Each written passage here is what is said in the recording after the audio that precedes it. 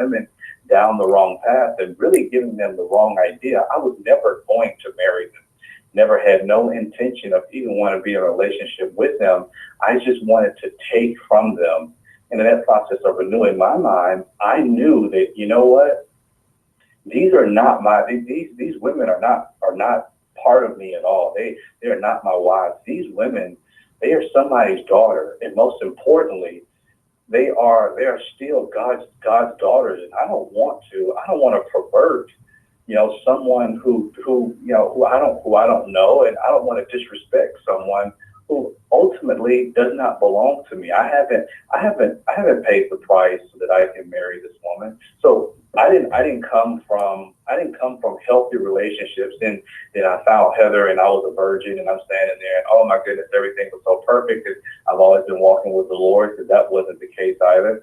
And then, Heather and I got together, and boom, it happened. So we had this progression. I think Heather can speak more for the ladies about her own past relationships, so they can kind of get more clarity to say, oh my goodness, I mean, she's not this perfect Penelope girl who just found this husband who said, I won't kiss you. Because I'll be honest with you, before I hand it over to Heather, this whole not kissing thing was not something that I necessarily wanted to do. It wasn't something I was excited about. As Heather stated, when she was in the restroom, the Lord asked me the question, how are you going to end this date? And I said, like everybody else does, I'm going to give her a kiss. We were on Columbus Circle in Manhattan. And I said, like everybody else will, I'm going to give her a kiss, talk, whatever, and take her to the subway, whatever it is. And he responded back to me. God responded back to me, and he said, well, she doesn't belong to you. And it was at this moment that it's like, I don't want you to kiss her until your wedding day. And when she came out, I was hesitant upon telling her, because I knew if I told her this, then now I'm going to be held accountable to this. And I knew that I didn't want to do it. But I knew I needed to tell her this, because I wanted to be obedient to God. And honestly, I got tired of doing it the way that I used to do it. And I needed to do it a new way. But that's a little bit of mine. I want Heather to kind of expound for the women so they can kind of know her past as well. I kept a relationship. I did. I stayed in relationship to relationship. And it's like I'd break up with a guy by 2 p.m. and I'd have a new date by 7 p.m. And I kept the man because I was lonely, because I didn't like those lonely thoughts that came into my mind on Friday night.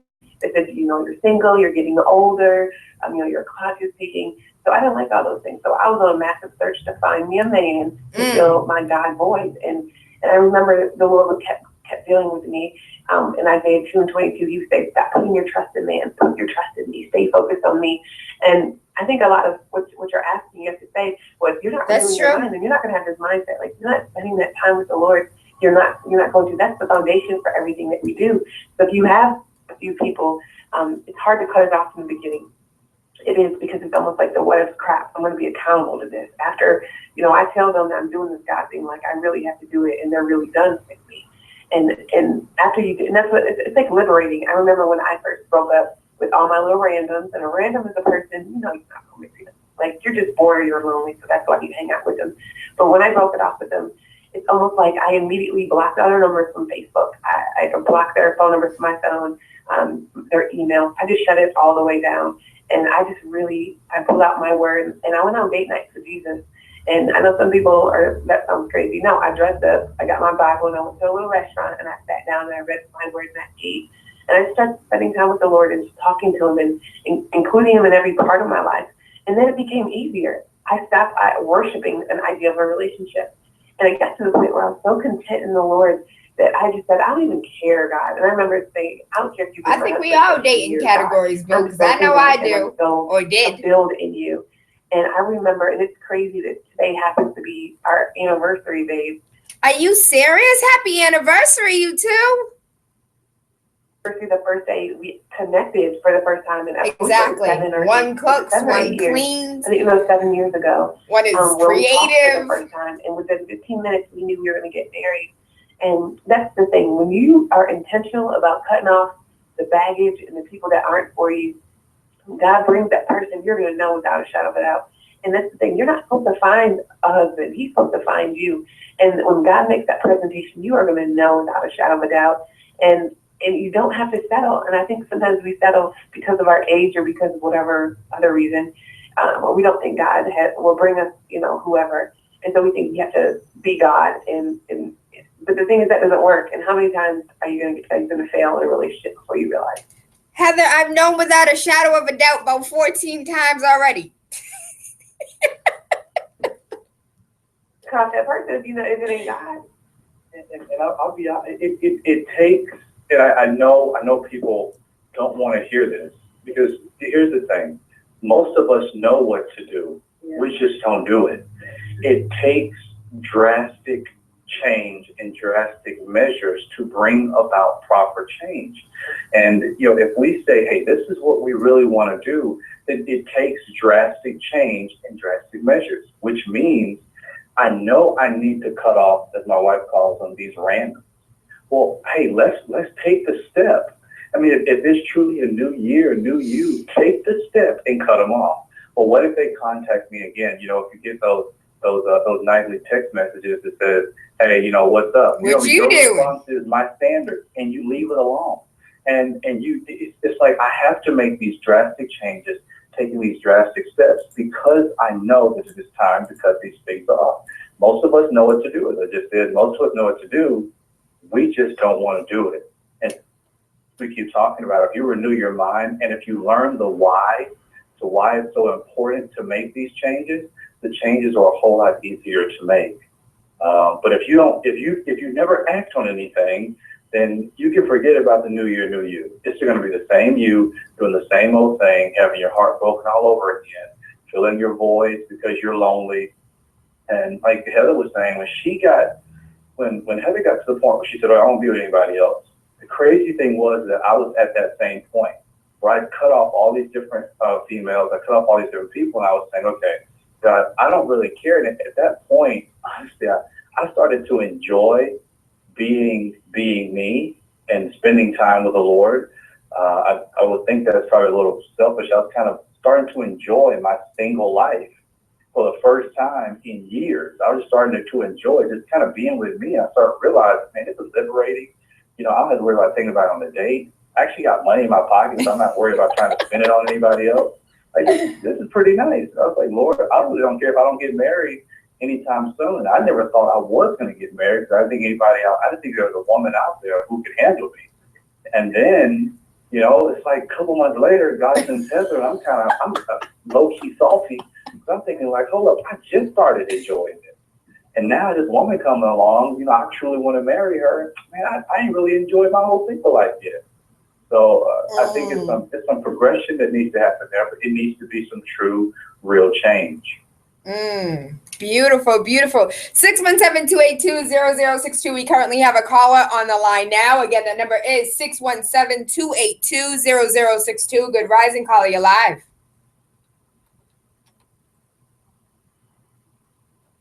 Permanently dating. I was dating a religious woman, and she has the same mindset. She's on wait for God to send her husband. And there's so many women in that church who still believe that they are going to die single. Nobody comes knocking to your door for a job. No one knocked at your door about here's the entrance to this college unless you apply. And if you sit and wait, you will die alone. That might have helped them, but the majority of the women in the church between 25 and 40, if they're waiting for God to send a man, they will be in that church 55 with a bunch of cats and dogs still waiting. So at what point, Cornelius and Heather, is there a difference between waiting and actually opening yourself up to being willing to accept another? I think the gentleman has a confusion, when it comes to the idea of waiting and the definition of waiting. It doesn't necessarily mean that I'm sitting out on the sidelines and that I'm never even communicating. There is the idea, just like you just brought up. Hey, if somebody does come along, I am having conversation, and I have an opportunity to kind of see what's going to happen. But what we're talking about is trying to make this pursuit where now it becomes an idol. And I recognize you said you dating religious women and stuff like that. And this is her thought. We, as believers, we don't make an idolatry out of anything. We don't make an idol out of marriage. We don't make an idol out of relationships. As believers, which is the authority by which we live by, the Word of God, Paul makes it clear with singles that they are to make sure that the Lord is their first priority. They're no longer bound to anybody on earth. And he says, if you are single, then the Lord is your priority. And if that's the case, then as when Heather and I, we were both single, we were both focused on the Lord, and the Lord brought us together. It's not that, Heather was sitting around crocheting with cats, waiting for somebody to come along. She was actually enjoying her life with the Lord. That's nothing of solitude. That's nothing of unhappiness. She was actually enjoying it, and then I just so happened to come along. So the idea, and we get people who always say, well, that only happens for them. Well, most times people say it only happens for them because they're not willing to actually wait long enough in order to see what happens, and to be able to communicate, to recognize what those boundaries are of not being unequally yoked and different things like that. So the idea of waiting, again, is not sitting around crocheting, with cats and nothing is happening. It's hey, I'm going to make sure that I'm obeying the Lord, and I'm enjoying this time with Him. I'm going to continue to worship Him, and hey, when this thing happens, I want to communicate. When this thing happens, I know that it's Him because I've been spending enough time with Him to know His leading and His guidance. And when people ask me that question, well, what if I'm single my whole life, like so and so from church? That's the thing. Where are you pulling your example from? Our example comes from the Word of God, where we trust God and we're content with our portion. The thing you have to recognize is this truth. You don't know that woman's story. I remember a woman came up to me in tears after a speaking engagement, and she said, I'm 40-some years old, and she said, I just realized in your sermon today why I'm still single. And she said, I shut down every single man that comes my way because I say, oh, you're not my type, and that ain't God. And that's the thing, as women, we have to make sure that our type is whatever the Lord wants for our life. We can't shut down every single man because they don't make six figures, or we have to shut down every single man because they're not 6'5", or whatever the case is. You have to ask yourself, where are your standards coming from? When I talked to the woman, she said her standards were so high that nobody could reach them. Now, I do believe that standards are important. For example, deal breakers. Is he a believer? Does he love God? I don't believe that a man should say, well, you're too religious. I believe as a man, he should be the leader. He should be the head, and he should be leading the woman in the courtship towards marriage. But for me, I felt like a lot of people that I was around were saying that, you're going to be single your whole life because you have such high standards. No, my standards are going to eliminate half of these men that just want to get my pants. I wanted to godly man, and I knew I had to make a standard. I had to set a standard. And my example came from the Word of God. It didn't come from a bunch of women, that were saying, he's not good enough for you, or whatever the case is. I knew that God would make the presentation, and He would show me in the right timing. So I wasn't deterred by people that said I was going to be single my whole life, because at the end of the day, I didn't even know if I would be around long enough. I didn't know when the Lord was going to take me on this earth. He's calling right now. You don't know when your last day, today could be your last day. And we can't sit and worship the idea of a marriage. You have to worship the Lord and have a relationship with Him, and then in His due time. If this is Harrison, I'm going to die. You shouldn't fear. So I have a few questions, but we do have a caller on the line. 617-282-0062, Big City 101.3 FM, Waking Up with Tayla Andre, Monday through Friday, 5 a.m. to 7. We are on the line with my favorite couple, the Lindseys. Cornelius said one night, you know what, I'm going to end this date with a pat on the back and a hug, and we're going to go our separate ways, and I'm not going to kiss her until we get married. And Heather said, you know what, I'm down. And they waited a year and 8 months before they kissed, the first kiss on their wedding day. And ever since then, I've been in love with them, been in love with their story. And today I get to share with you how we too can have our own little fairy tale. Well, at least I hope so. I'm praying for my fairy tale. 617-282-0062, Good Rising Caller, you're live. Hey. Hey, how you doing? Super fantastic. How are you, darling? I think my phone's breaking up on you. Can you hear me clear? I can hear you perfectly clear.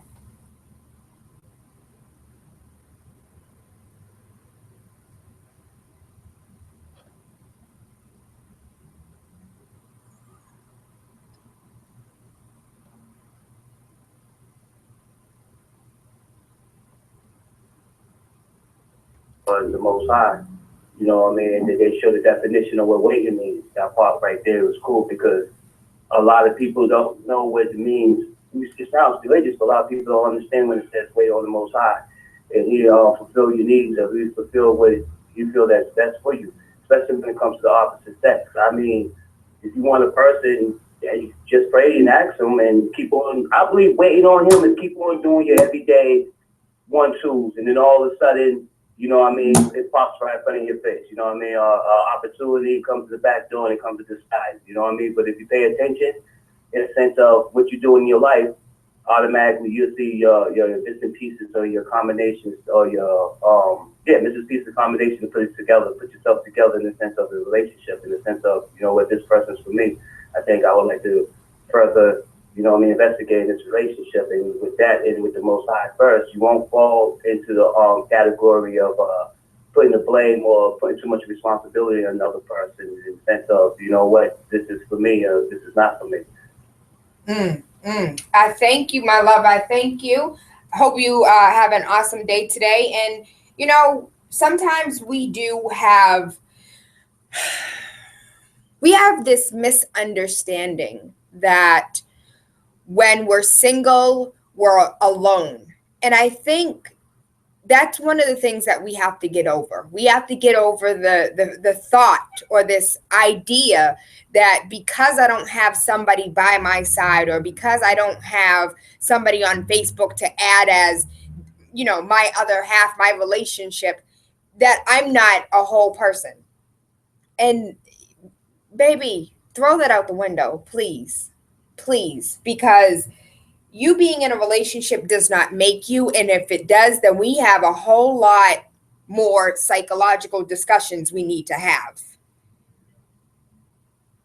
And I think we currently live in a society that unless we have somebody, unless we are married with kids in this degree and we fit into this mold, then we are not a whole person. We are not like, oh, I'm not a real adult. And one of the questions that I have for you two is, at what point in your single life is it okay to say, maybe marriage isn't for me? To answer at first, I felt like after playing the field, I felt like marriage wasn't for me. I had different examples, you know, set before me where I didn't see marriage work. And I had aunts and uncles on both sides of my family where I didn't see marriage work. And growing up and seeing that, you know, it discourages you from even the idea. And I felt like, you know, when I saw people who were married, I felt like it was all a joke and it was all a game. And yeah, that person is sleeping around with somebody else. And I mean, it's not real. It's a fairy tale. And in my head, I can be so analytical, and sometimes you guys I have can any be very questions? pessimistic. And I would think, you know, they're sleeping on each other. It's not real. And you know, all that stuff is a joke. Just like the other general was saying, that stuff is a joke. And people who actually want that, they don't exist. And if they do have it, then they're just lucky. And they blame it on God. And they say, well, God brought this person, but God could have brought anybody. So I had all these different things in my head that were trying to convince me that this whole marriage thing wouldn't work. So I didn't want to be married. And plus, I didn't truly want to be selfless.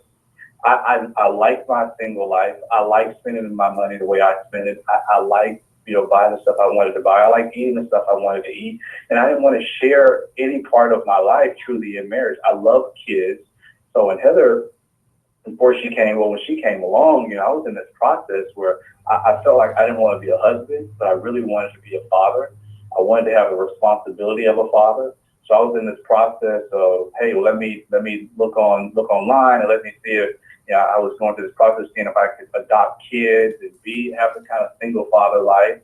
So I even say that to say for the ladies out there who say, well, I have kids and I don't have a husband. And I don't They're know if a men out Christian there ministry. anymore I who don't will think take that me answer is and going to my fly. kids. I don't think that Christian's Christian's going to give you the answer you're seeking. Didn't care if you had a kid or not. But the previous caller talked about the Most High. You know, I If know you would've not met me everybody if I may had be 2 or 3 Christian, but I kids, think would we you all have do married believe me? in Of course I God would. I love children, or the Most and High. I would have definitely taken her, and I would have taken 3 kids, and I would have taken the baggage with the other dad, and I would have dealt with that in the same manner, But I'll ask. using the word I'll of God ask. that I deal with anything else. But it got to the point where I was like, I don't know if I want to be married, but I tell you this, and this is, it's like I want to scream this from the rooftops. When you finally are encountered with a beautiful presentation of this spouse, it's like it's something that just breaks on the inside of you, and you know that this is the right thing, and you continue to pursue it, and it becomes an easier road that you walk down, where it's not something that I have to walk into blindly, but it's something that I am willing. I'm willingly ready to walk into. I'm willingly ready to accept, and I'm willingly ready to say, you know what? I know this is not how I felt before, but now I'm actually willing not to give this a try, but I'm willing to make this work. And that's where I got to when I met Heather, and that's when I wanted to make it work. When we got together, I think I want Heather to expound on this. We got together. We actually broke up because I got afraid. I got scared in the relationship, which a lot of men do many times. I got afraid, I got scared, and I felt like, okay, this is going way too quick, way too fast. We're already talking about marriage. They got married a year and 8 months after they met. I want to be married to her, but now I'm afraid. They got engaged a year after they met. I'm going to fail as a husband. I've never been a husband before. I'm going to fail, and so we had to break up. I think Heather can do a better job expounding on that. When we first got together, we were together for about 3 months, and then he started to act distant towards me. And then he calls and he just says, you know, I need to think about the relationship, and I'm not really sure. And I said, well, if you need to think about me, let me go ahead and make that decision for you, brother. I'm gonna go ahead and cut this off. I'm not an option. This isn't multiple choice. Either you want to be with me or you don't. Or you don't. Like, there shouldn't be any type of confusion. So I said, I'm gonna help you with this decision, and you don't have to call me again, kind of thing. So we got off the phone, and 3 weeks later, he reached back out to me and said, you know, I miss you. And I was like, well, what do you miss? Help me understand. And the cool thing about the breakup was that we hadn't kissed, obviously. And so it was easier because I felt like we didn't have any of those physical ties that you would have had if you would have just been in bed with that person for those 3 months. So, but back to your original question, for the person that feels like, well, marriage isn't for me. The only reason I felt like that is because I was hurt, and because I wasn't meeting anybody that I felt like that was marriage material. I was just like, you know, out of my hurt. So like a form of like, giving up. I ain't getting married. There's nobody good enough, kind of thing. And so because I had that mindset, but I knew deep down my parents were married for about 40 years before my dad passed away. I saw a great marriage. I saw an example of a godly marriage. And so I knew it could work. I just felt like I can't meet anybody. And the problem is I didn't meet anybody that was good enough because I kept a man in my seat. And that's the thing. If there's a man constantly next to you, it's like a revolving door. And God can't bring who he has for you if that seat is constantly taken by all these random men. So when I finally got whole and I cut off everybody, I truly began to enjoy my walk with the Lord. And he birthed this huge desire in my heart to get married. And I knew that one day I was going to get married. I didn't know when. I don't know if it was going to be when I was 20, 30, or 40 years old. But I knew that God put this desire in my heart for marriage. It was way too strong. And I knew he was going to have to fulfill it. So instead of saying, well, I'm getting married out of hurt, I was like, you know what? I believe in God's timing. I believe it's perfect. I believe there's seasons under the sun for everything. This is my season for singleness right now. I'm going to enjoy it. I'm going to rock out. I'm going to learn how to cook. I'm going to clean up after myself. And I didn't do all this for a man. I did this for myself. I worked in 5 different ministries at church. I volunteered like crazy. I was in grad school. I was working full time down in Wall Street. I got busy about doing what the Lord told me to do. And then I literally looked up in the midst of my crazy schedule, and God made it his perfect presentation to me. Were things perfect? No. But the reason why, I go back to the reason why we broke up, is because we both were putting pressure on each other in the beginning of our relationship for marriage. We were saying, and granted, I believe that you should have that perspective of marriage, but I said, well, if you gonna be my husband, you need to be like this. He said, well, if you gonna be my wife, you need to be like this. And we didn't give the relationship an opportunity to develop, and that was where we went wrong. We tried to rush it. And so when we did slow that down and we got back together after 3 weeks, we gave the relationship an opportunity to develop. We're still developing daily in our marriage. We've been married for 6 years now, almost 6 years, and we're giving our marriage daily chances to grow and develop. And we grace each other like crazy, and we really are intentional about growing together. So we have this thing that we do here on Wake Up with Tayla Andre where we take questions anonymously. So people don't have to necessarily call in to ask their question. They can send it on Facebook, Instagram, Twitter, TaylaAndre. And one of the questions that we have is, I'm not necessarily a Christian, but I do believe in the Most High.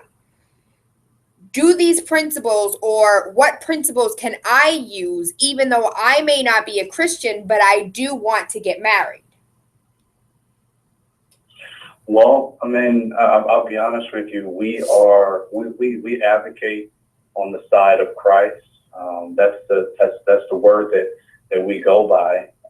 I'm not good at self-help and self-improvement when it goes to anything outside of the Word of God. I will tell you that.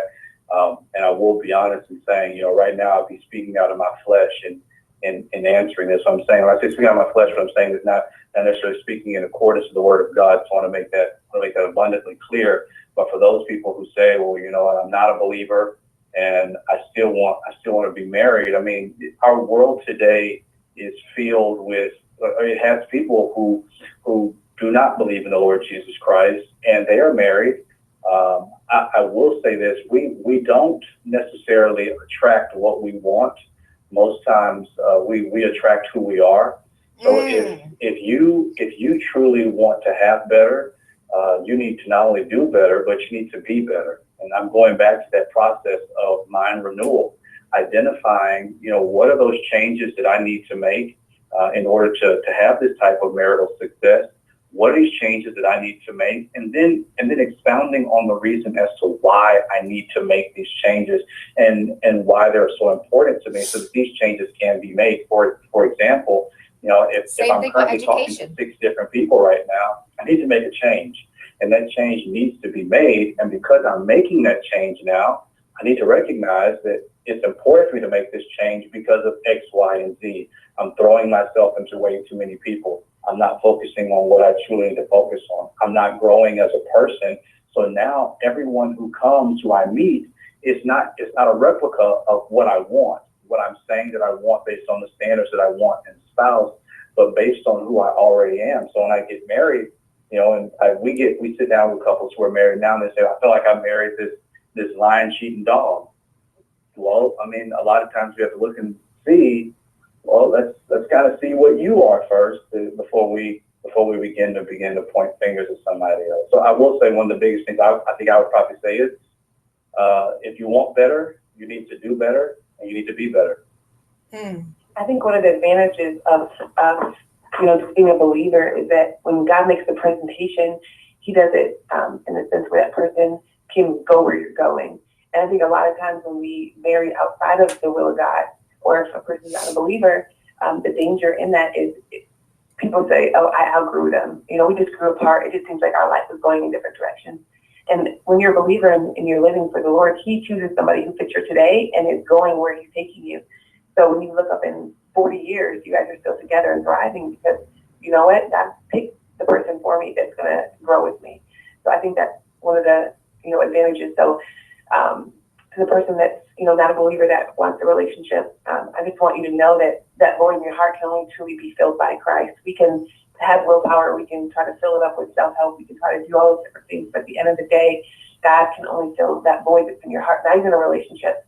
You can get into that relationship and you can look at that person to fill all those voids in your heart, and they're just human. They're not perfect. And you're going to end up unhappy and miserable and wonder why it's not working. And the missing, not even piece, but whole foundation is the Lord Jesus Christ. So I believe that when we accept Him into our heart and we repent of our sins, that we're reconciled back to the Lord. And from that foundation will be birthed your purpose. From that foundation is birthed godly relationship and all that other good stuff. Beautiful, awesome, super fantastic. I love it.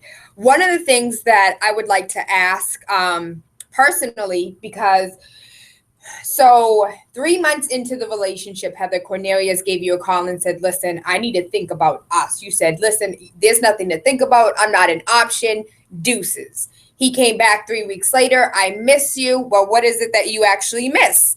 And he was able to win your heart back. And then 7 months later, you guys got engaged.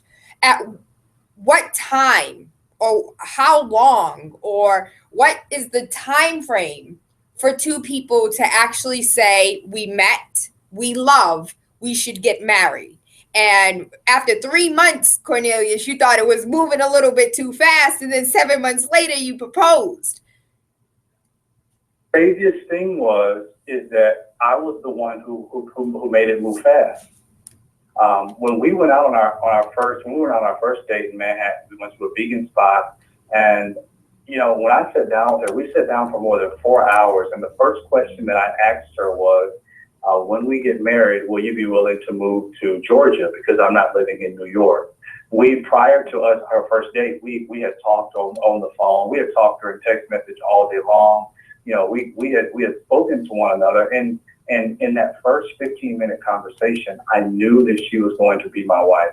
Without a shadow of a doubt, I knew that she was going to be my wife. So at our first date, my first question was, we're going to get married? And then the subsequent question was, hey, how many children do you want? And I asked her, do you know your mom and dad? Are they crazy?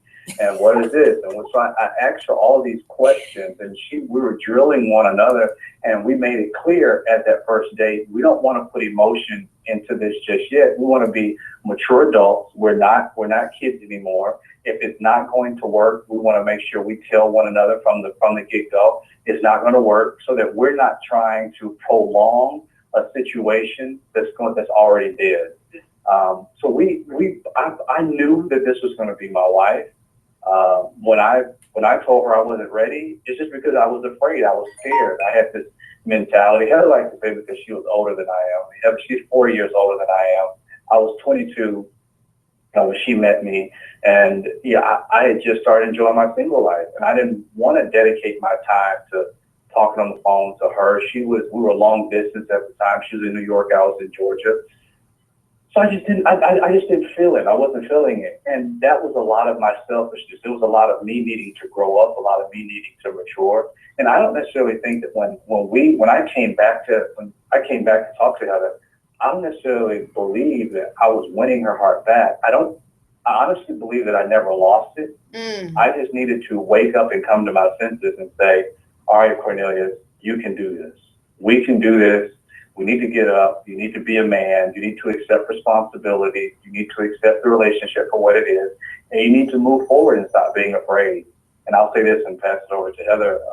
I talk to men all the time, and many women may believe, well, I don't really know men who go through this, but a lot of men go through this because many men are afraid. And a lot of times we run from the potential of what could happen because we don't think we can live up to it, because of the past examples we've seen with dad, or the absence of dad, or the absence of grandfather, or the domestic violence that we grew up in, or the violence that we incurred on ourselves, the mental, physical, all those different abuses that we had. We don't think we can live up to the potential, so we run away from it. And so I started to run away from the potential of what could be, because I felt like, well, maybe this isn't something that can truly happen for me. It almost looked too good to be true. And I didn't feel like I was deserving of something that was too good to be true because of my terrible and horrible past. But I will say to the men out there, live up to the potential. Don't run from it. And I'll pass it over to Heather so she can finish it out. It's funny that he said he didn't believe that he lost, that he was winning my heart back. He didn't think he lost it. And the crazy thing is, he's absolutely right. I remember the day after we broke up, because prior to that, every single morning I'd wake up in my prayer time, and the Lord would always encourage me to pray for my husband, or my now husband, but my boyfriend at the time. And so I'd wake up and I was so excited about praying for him. And I was praying for him every single morning. God, I just pray that he lives free, that he walks by faith, that he flees temptation and tempting situations. And I pray, that he just sits amongst kings. So I'm going through and praying for him. That morning when we woke up, the Lord was like, "You're not going to pray for him today?" And I was like, "Absolutely not. I ain't praying for that man. He needs to grow up, Lord. I ain't got time for those games." You could What send did him it back say? and you work on him a little bit longer. So I was really kind of angry, but the Lord kept telling me, I want you to keep praying for him. And so I would keep praying for him after we broke up. First, not that we would get together, because I didn't know. I just didn't know why the Lord would tell me to pray for him still. And so I think which is a true test, because when you get married, things aren't going to be all perfect and peachy keen. You're going to have tests, you're going to have trials, you're going to have things that you're going to go through. You can't run every time it gets hard. So as the Lord was encouraging me to pray for him, it How can really he just speak set for? He standards can't speak for that I'm all going to men. pray and love him unconditionally. I know that this is God's will for my life. I know that I would I'm supposed to say, be in this relationship. Take what is Because for of that, you I'm not going to be and leave emotional what's in for my prayer. somebody You else. just go ahead and keep covering And him that's in prayer everything. and all that other good stuff. And so when he came back around, I wasn't surprised. The Lord had already showed me that was going to be my husband, and it was up to us to make the decision to say the yes. So I'm so glad that we did, and we continue to do what the Lord told us to do. Lord have mercy. You guys give me hope where I really didn't have any. You guys are my American sweetheart couple. You guys want to see Black love? Go follow Lindsey and Cornelius. Heather and Cornelius Lindsey. I love them, and I hope that you two will as well. Pinky Promise and Cornelius, the men's side of Pinky Promise is called On the Man Cave. That's easy. .org, the man cave with an s.org. And that's easy because all men have a man cave. So how can they follow you? How can they Twitter, Instagram? How can they be a part of the ministry? Pinky Promise, Massachusetts, Man Cave, Massachusetts. How can they get engaged or get involved? And when is the next singles and couples retreat? Our next, first, Cornelius Lindsey, they can go on Facebook, follow or add me on Facebook under Cornelius Lindsey. On Instagram and Twitter, I am This Is Cornelius, Cornelius. This is Cornelius, and I'm also on Periscope as This is Cornelius. This is Cornelius. Yeah, This is Cornelius on Periscope, and the church is called The Gathering Oasis Church. It's actually thegatheringoasis.com. They can go to, or they can even download our app on their phone. The app is completely free. Just go to your store, Android, Windows, iPhone, and just type in The Gathering Oasis Church, and you can download the app for free. So a lot of sermons and stuff on there that they can listen to for free and everything.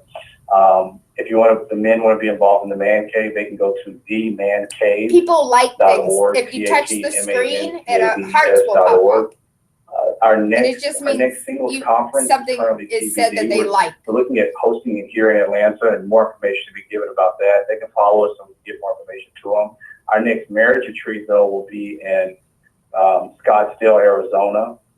The first year we were here in Atlanta. The second year we went down to Hollywood, Florida last year. And this year we're going to Scottsdale, Arizona to the Westin Kierland.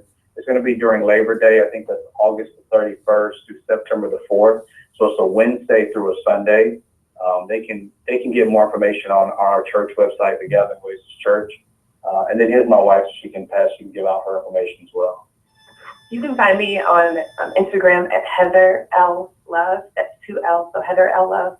I have a blog, which is www.heatherllindsey.com, and I have tons of articles about, just depression, anxiety, worry, fear, wondering when is my time, how to court God's way, how to live God's way in my own personal story. Same with my YouTube channel, under Heather Lindsey. I have tons of videos about every area you can possibly think of. So I encourage you to check that out. If you want to join Pinky Promise, you'll do pinkypromisemovement.com. My husband and I also have multiple books. He has 8 books out. If you just go to Amazon and type in Cornelius Lindsey, and I have 4 books out, and mine's under Heather Lindsey. We talk about everything that we've been talking about today, what we learned, our story, our life before Christ and our life after Christ. And I encourage you guys to check that out. Also, we have a conference, pinkypromiseconference.com.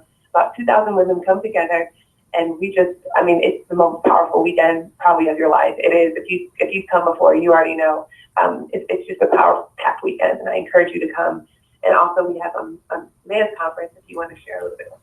Yeah, the great thing about the conference, and the conference is July the 28th through the 31st. The great thing about the conference weekend is that we have We have the women's conference, the men's conference, and children also have their type of conference. So it's all packed in one weekend. So we really cater to if there are families, you have the wife, girlfriend, she's able to go upstairs to hear the word. The men, they come downstairs. It's all in the same hotel, so it makes it really easy. And then we have free childcare to any parents who may have kids, with moms, single moms, they want to bring their kids.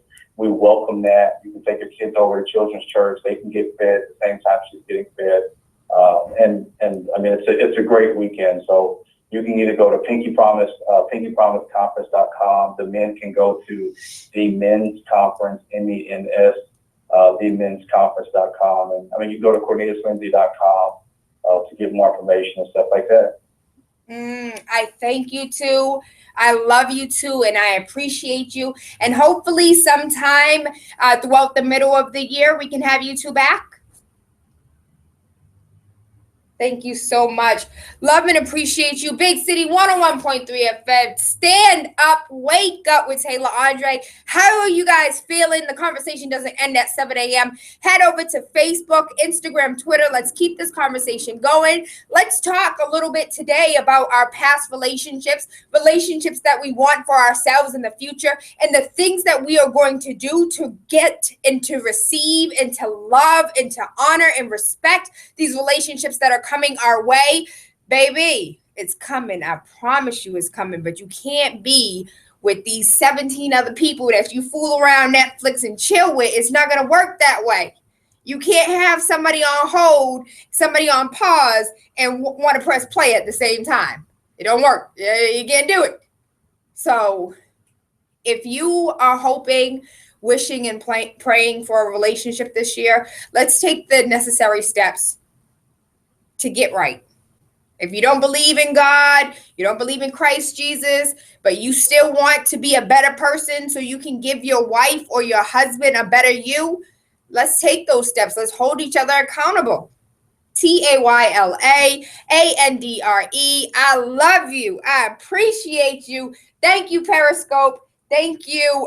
We're also on Plus. So we're on Google Plus Live. If you have Google and you don't want to be on Periscope because it takes up your whole phone the whole time, you have to watch for an hour, you can go ahead and watch our new Google Plus Live. We're live. We're streaming. I love you. Mwah.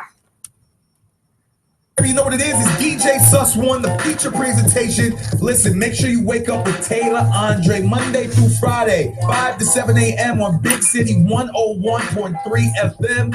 Wake up with the Radio Rebel. Politics, news, conspiracies. Wake up your third eye with unorthodox conversations leading to universal consciousness. This is the type of stuff I'm into, all right? Make sure you tune in. Let's go. The champ is here.